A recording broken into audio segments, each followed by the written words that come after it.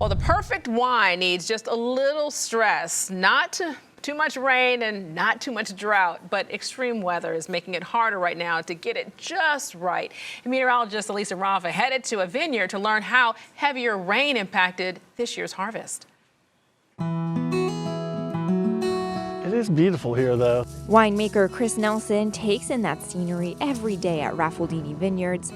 These lines of vines focus solely on Italian varietals. This is sort of our favorite block of Sagrantino. This is one of the grapes that is most unique to what we do here. Trailblazing with the North Carolina mountains in view since 2001. This is the most grapes we've ever had off the property. We got 89 tons off of our 28 acres. While it was a fruitful growing season this year, this was the shortest harvest we've had in 4 years. It was slow and soggy.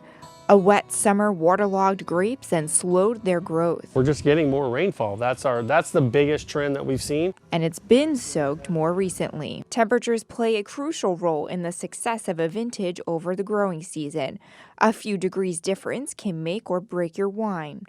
While heat, floods, and smoke are all climate conditions that hurt vineyards, heavy rain poses the greatest risk to North Carolina wines. The Piedmont continues to get more intense hourly rainfall since 1970, adding at least 2 more days to the calendar with torrential 1-inch downpours.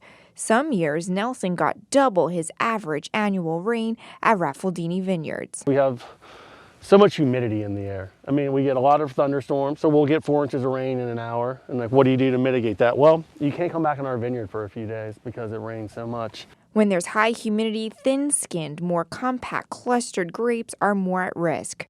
See this green mold? This is botrytis. And this is sour rot. To fungus and rot. At 85% humidity, you know, basically every sort of spores, mold, fungus, microorganism out there loves that.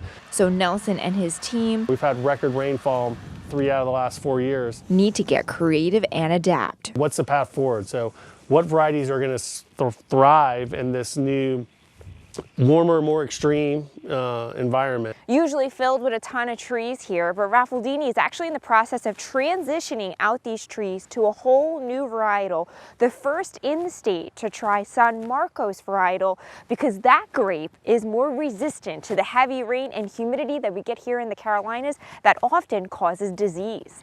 Its thicker skin helps fight off the extra moisture, but not without some patience.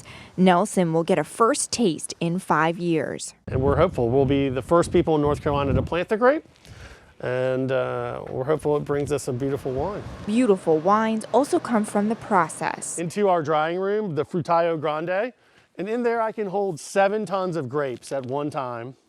And I have 6 dehumidifiers and fans. Since our North Carolina grapes are often more waterlogged from heavy rain and humidity, Nelson uses a traditional Italian process called appassimento to dry them out. The relative humidity is about 85% at day 1, and by day 4, we're at 45%.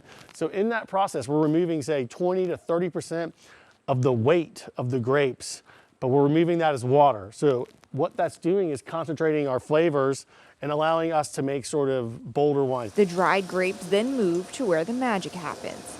You start off with raw juice out here, and as we process the grapes, the life of the fermentation, this is basically our fermentation room. Rows and rows of tanks are breaking down sugar and yeast to make alcohol. This is 100% Montepulciano. It was in the drying room for 6 days. After sitting in the skins to juice up with flavor, the grapes get pressed. This is loaded up with 1 ton of Montepulciano and 2 tons of Sagrantino.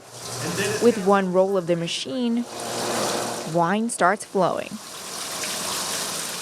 This is it. We got to go into the press to get a first taste of this season's harvest. It looks a little cloudy because of the fresh yeast and grape matter. It will settle out. It will become clear, but you got to trust me. You got to give it a try. Yeah. It's your first one. It does smell good, right? A glass full-bodied with rich tannins and notes of cherry. Wow. This is the best part of the wine industry, the sample port. Oh, yeah. Taste testing different varietals from the 2022 season. You can taste the difference. The taste comes from the type and quality of grape. The grapevine doesn't know that it's trying to make a great wine. So that's up to humans to help intervene and to teach it, to train it in such a way and plant it in such a way. But more extreme heat and fires out west and more humidity and heavier rain in the southeast are making that planting harder for winemakers from coast to coast. Well, we grow a perennial crop. Like, we don't get to reseed every year. We don't let things go fallow. I mean, we're looking for our vines to last for 30, 40, 50 years. In order to achieve that, we have to address the truth of what's coming. Whether it means planting new grape varietals or reintroducing old techniques to mitigate a new climate. I think that the grape industry across the country is very much on the forefront of accepting the fact that our climates are changing. And how do we attack that, and how do we get ahead of what the future is going to bring? Your wine will come with an extra note of resilience, and that's something to toast to. Cheers. Thank you guys for coming. I hope you're enjoying it. Salud from wine country, North Carolina, meteorologist Elisa Raffa, Queen City News.